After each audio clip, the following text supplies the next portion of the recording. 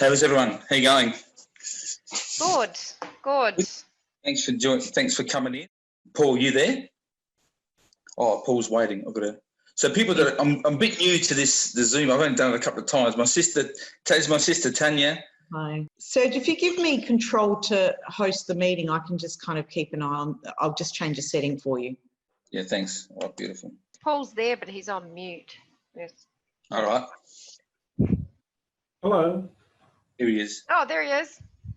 Hey, Paul. Hi. For some reason, my video won't work. My camera, it's not detecting it on my Apple.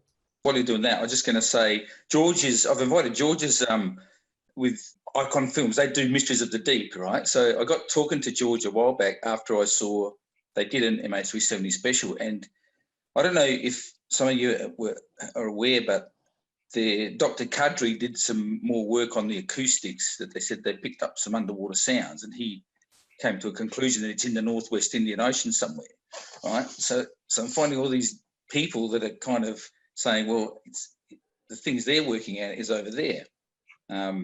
Yes, well, that did come out, and then it kind of went silent because it was still during the search, and then it sort of went silent and was like, oh, it's a bit odd. Yeah, exactly. So I had a little picture here. Oh, yeah, sweet.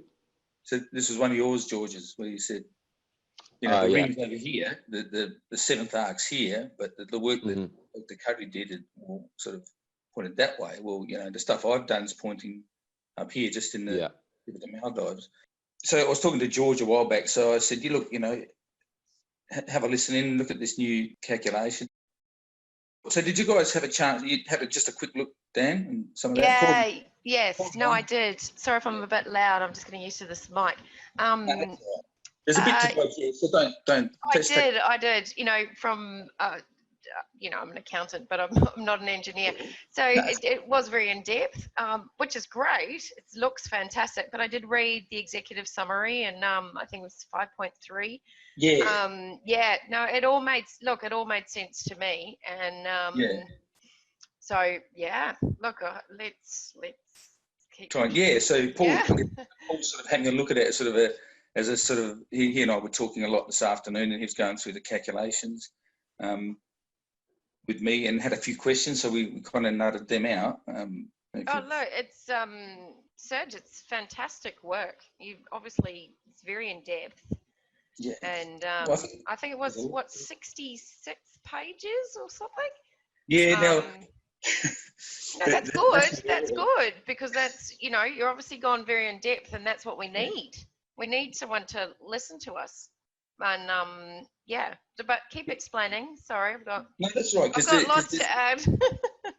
No, that's all right, because there's different people that look at different things. But you know, the thing that puzzled me a lot was that there was just all these disconnects, all these these things.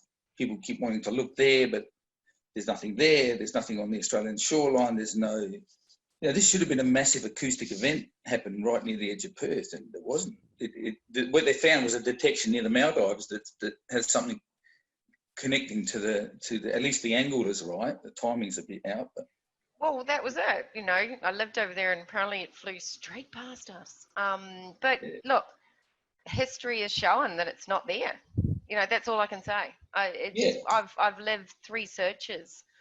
You know, the aerial search with Captain Craig Heap, the underwater with Sir Angus Houston, another underwater with Martin Doolan.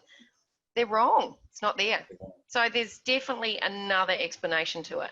Yeah, and it really is. It's this. If I can bring up the screen, it really is when they when they went and did the calculation. So in this pic, can you guys see this? Is it sharing it?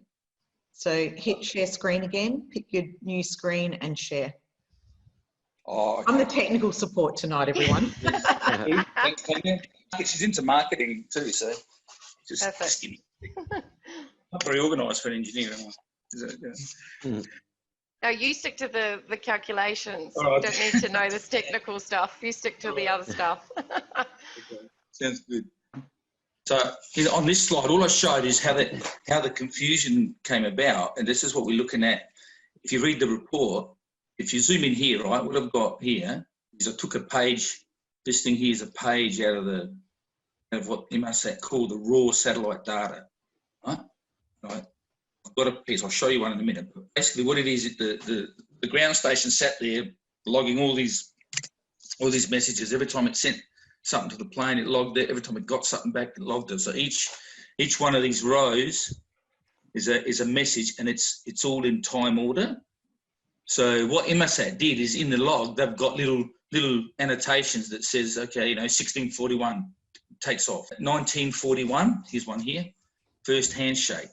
And what they did with a handshake is, so just in really simple terms, I sort of came at it from just like a blank sheet of paper and said, well, a handshake is the ground station going, I haven't heard from you in a while.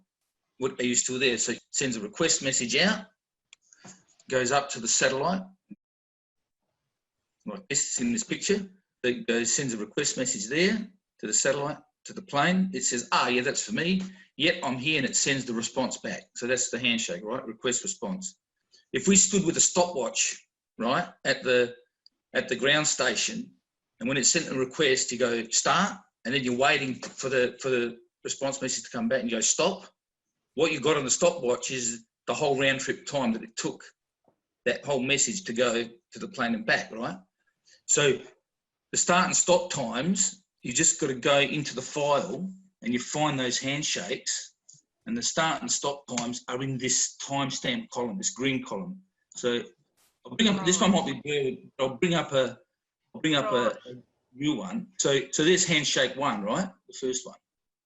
And you can look at what, I'll bring up a real one, but just to set the scene, if you look at here, it's a bit blurred, but this is when people talk about the LOI request message, log on request, that's this lot. So log on, and then you've got this log on acknowledge coming back. So you've got a time when you started the stopwatch, a time when you stopped. So the difference is the time it took the whole thing to get processed and the radio wave to travel to the plane and back. So you can use all that. So when I talk about the HRTT, the handshake round trip time, it's just that difference it's the elapsed time, right? Basic physics, that's what you're supposed to use to derive the equation over here that will let you calculate this distance D1, which is where the plane was relative to the satellite, and then you can plot where the ring was for that distance, right? So there were 5 of these. They happened, one happened at, here's the times right here. One happened at 1941, and an hour later, because the way their system was set up is every hour they had a timer. It said, okay, well, I'll round robin, I haven't heard from you, you're there? Yep, we're here. And it's flying around somewhere. An hour later, I haven't heard from you again. Well, let's check again. So that's where the second ping, 2041, it sends the same one again. Are you there? Request message, bang. Start the stopwatch, stop the stopwatch. So it done this 5 times over the course of 6 hours, right? So you get the round trip time from there. What Inmarsat did in their calculation, and Paul and I were talking about this today, and we just, even I was racking my brains to understand why they didn't use that time. Over here in the right column, they've got this thing called burst timing offset, this BTO time, right? Which what it is, just to keep it really simple, when they convert the message to a digital signal, right? It's in digital transmission, they send packets, little packets for the data. Well, this thing is like in the channel, it's like an offset, a little time offset of when the packet was arrived relative to the star. They call it a frame. So to cut a long story short, if you look at their equation, what they've done is they've taken this BTO to be the same, logically the same thing as this time duration that we measure with the stopwatch, right? They're not. They're completely different measures of time, and that's what I talk about in the report, right? So what they did, they went off. If you look at the 2 equations side by side, right? So sorry, just to stop for a second. I'm going to have some totally stupid questions. No. But so those little time packets they used was the difference between when it logged on and logged off. So this side. Yeah. So they went on those. I went on these ones. You went on those that's ones. Not the stopwatch, start, stop. Yeah. And this other number is something that they record in their system somewhere it's a number they're recording to do with the message packet delay. Right. So It's to me, different- that sounds like it was, well, sorry, it was flawed Someone from the just said, start. I think Sorry, someone no, I'm So- just saying that sounds like it's flawed from the start. If you just take time packets and not the log in, log not off. the absolute time. Yeah, Because sorry, if you, I'm just no, a that's layman here, but to me that Cool. seems. Well, Paul and I were talking about that today too, because I mean that's why, and it's the experts. It's easily missed because you look at the equations, right? Look side by side. So D1 over there is D1 is this distance, the plane from the satellite. So when you do the formula, you need the equation to actually calculate where these rings go. So the distance is there. Everything is identical. The distance is there. C is the speed of light. The radio waves, as the radio waves travel at the speed of light, that side, there's mine. It's the round trip time is twice the distance. So the formula has to halve it. There's the 2. The D2 distance, the D2 distance is the distance of the wave from the ground station to the satellite. It's that side. Because you know where the ground station is, and because you know where the satellite is at every moment around the orbit. So when the ground station sends this ping, right? Well, you need the position of the satellite to work out, you know, the radius. So you've got everything. So this bit in the brackets, that's the time variable that'll shift your rings one way or another, right? Yeah. And because at the speed of light, that's why there's such big distance changes, right? That's 300,000 kilometers a second is what the radio wave travels, right? So you get, if the timing's out a bit, my rings go over here and theirs go down here. So what they did, they literally substituted that number, that BTO number, in for what should have been the actual round trip time from the stopwatch. Yeah. Right? Which is just wrong. So It's wrong. How can you use that? Sorry, carry on. No, it's the physics logic. So what makes it even more interesting, right? When you look at the equations, what are they doing? Well, I'll show you what they're doing. What they do, they Rings take of where it could be. What's that? Creating the rings of where it could be, but they're so far off. They're just out. They're just, yeah. So, Serge, sorry, why did they use this other? Yeah. Why? I don't know. You know why. Maybe that's just the way someone had. I mean, what they would have done. I'll tell you what they would have done. Right? Let me show you. They would have derived the equation first, right? Mm-hmm. Let me show you something. Do you think they're under pressure just to get it done, or do you think they just? Yeah. Oh yeah. I Just- reckon they were certainly under the pump, right?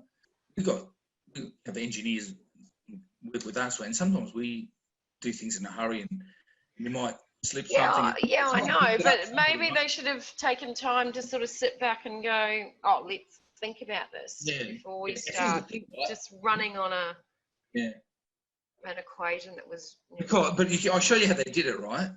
And you can send it. So they would have done the equation, because then what you've got to do is you've got to work out, okay, so where do I get the times and the distances to plug into it to do the actual calculation? I reckon that's the bit where they cocked it up. Oh God, and then they just disregarded everything else because of that. Yeah.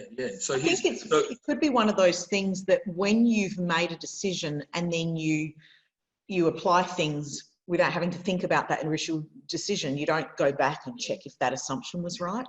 Oh, So that's I think absolutely that's probably correct. what's happened here. Yeah, they've gone. That's it. We're right. Go search there. Yeah. You know, we're laughing. Great, and it's proved to be wrong. Nothing against them, but you know, they were in a position. They should never.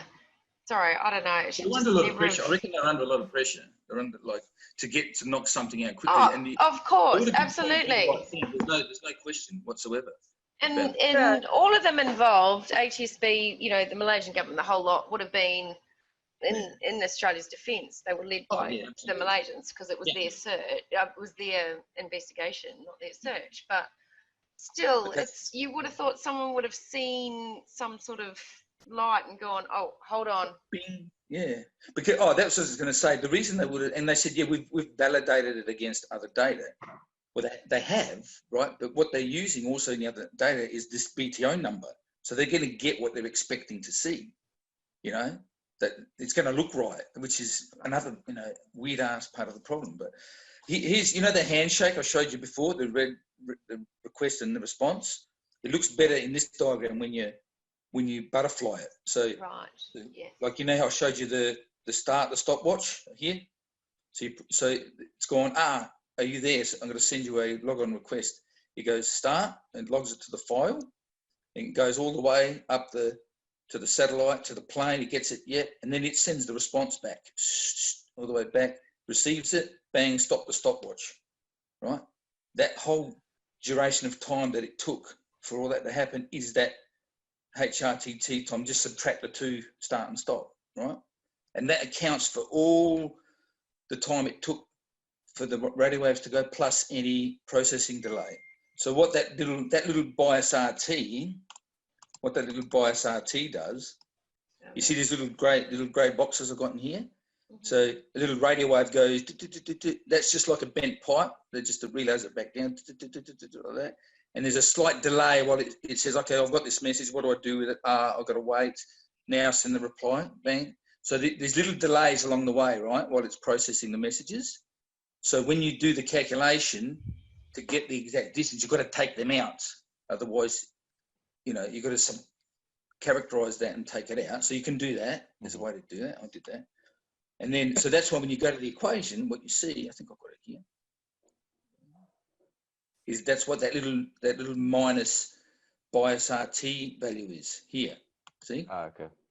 So the HRTT, the big green long line, then you've got to take away the total delays around the system. And what you're left with when you do that subtraction is the exact point-to-point time it took the waves to go ground station, satellite to plane. So you know what the plane is, right? That's what I did.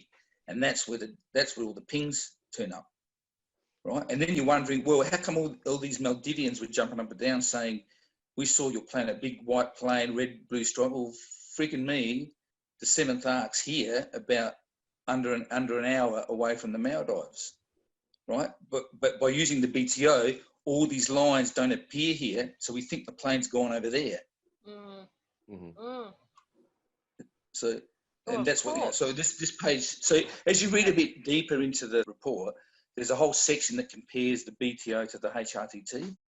So I'll show you the log file in a minute, but you know I showed you the example one in there that had the 2 columns with the circles.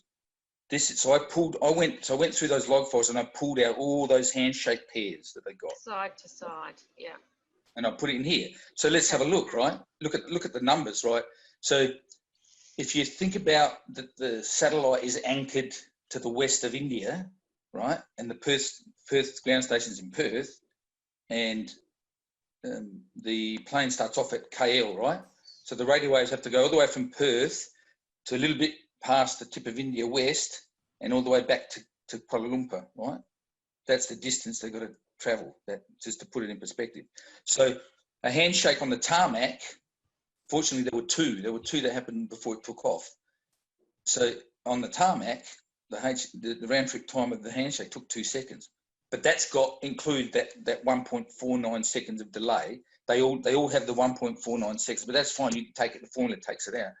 So it took 2 seconds there, and then another one happened at 16:29. The plane took off at 16:41, right? So those 2 happened before takeoff.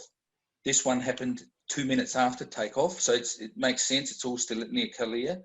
Now, if they'd gone to the Southern Indian Ocean, right, these times should be getting longer because you're getting further away from the satellite, right? You're going towards Perth. The plane's going towards Perth. So these numbers should be getting bigger, right? Especially when the handshakes happen later on. But they all drop down under 2. They're all smaller. They're all smaller than the handshake that happened when it was at Kalia. And the last one, the one where the ring there near India, is the shortest ever. So it's like 1.928 seconds. It's the shortest one, you know, which means it's somewhere close to the satellite, not in the SIO far away from it. So that's you with me? Wow. It's not hard, is it, Dan? No. Even for me, sorry. No. Don't shortchange yourself. But look what the BTOs do. That's why, and this is where. So people that's why I was looking at that column. Yeah. People have this notion. They'll say, "Oh, the BTO is the round trip time." No, it's not. It's not the round trip time at all, right? But you look at them, they near and these are, even the units are different. These are 14. I'll put it in perspective for you, right? These are 14,000 microseconds, which is, let me see, 1, 2, 3, 4, 5, 6. So this is 0.01 of a second, right? It's 0.01 compared to 2 seconds. This one's 0.0149 BTO compared to that, which is what you expected, because they should be really, really tiny. Yeah. But what they've then done, you go to the bottom and you'll see the difference. Yeah. So you go to, that's all when everything was well, the emergency happens. Yeah. And they then, come very different. Yeah, so there's a drop, there's a step drop, which I was talking all about this today, is there's a step drop, which hints that it's actually closer, but they're not directly proportional like the HRTT values are. They just, so they increase, so they actually go up. That's why well, there's a huge differentiation right at that bottom one.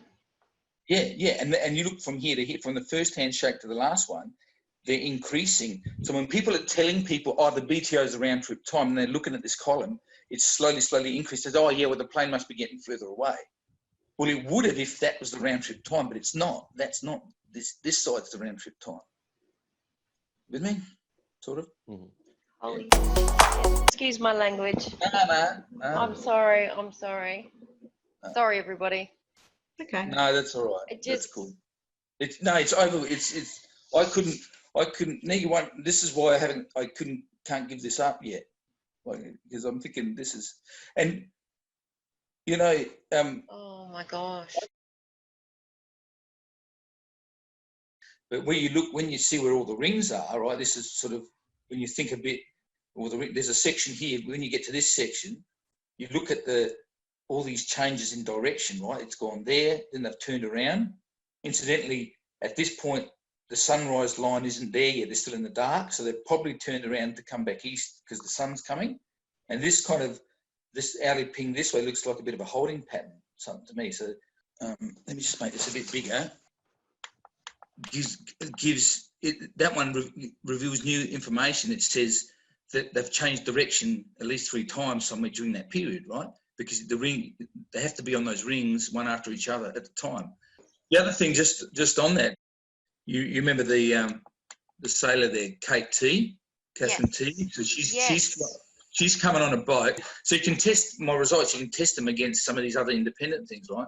So she's coming across on a sailing boat going this way, right? So from coming to Phuket, right? Now she said, you can read her literature. It varies a bit, but she saw it around 1910, between 1910 and 1920, right? So if my rings, if you look at where she was here. So at 9:20, could the plane have been there if it's traveling between that ring and that ring? Well, what are the times on the rings? This one is 1825, right? So the plane has to go from this ring, this dot, to the next time it turns, that's 1941. So her sighting is consistent with that. You know, and I don't have the exact track, right? Because you may as well just draw straight lines between the dots because you don't know what they're doing in between. But what she said, here's her description, right? So if I redrew this track a bit higher, say I turn the plane up a bit and then come down, right? So I've gone north a bit towards the Andaman Islands, had a look, and then come down. I mean, exaggerating, right? It's just to prove a point. She's on the boat, and she said she saw it approaching from due north. So it's coming from north, coming this way, as a small little orange dot. It's getting closer, and suddenly it's a big elongated plane shape that's glowing orange with black smoke trailing out of the tail, right? So intermittent engine fire or something smouldering still, glowing orange, that's flames somewhere lighting up the plane. But she said the cockpit lights were on, but everything else other than the orange glow was dark, which is, if these planes have got like a ram air turbine, that if both engines are off, if they shut down or they're gliding, right, the cockpit lights, they get power to the cockpit, and the ram air turbine sits there spinning, giving them flight controls. But that's not the big thing. Is what she described next. She said she went down and then came back out a little bit, and then at that time, so it was coming north, and she said it had passed her, and it veered southwest. No, it veered south, but more west of south. So it's from that it's sort of done that, which Wow. would make sense that at this point they got here and must have turned around. You have to be going west to get somewhere on this ring, according to the ring. Everything just fits. And look, realistically, let's get real. She's on a boat, you know, probably had a few wines and just chillaxing, and it's the evening, and she never knew it was going to be part of, you know, a massive unsolved mystery on a plane. So you know, you see something, we all see something, and we don't understand that it's like, you know, if you've seen this call Crime Stoppers, you know, we don't know at that point that it's actually going to be part of something bigger. So they knew also, because she was, you know, bombarded by people as well. And of course you're going, oh my gosh, what did I really see? Because it's huge. Yeah. So in her defense, you know, she said what she saw, people dismissed it, and then they're like, oh, you sure? And she's just like, you know what?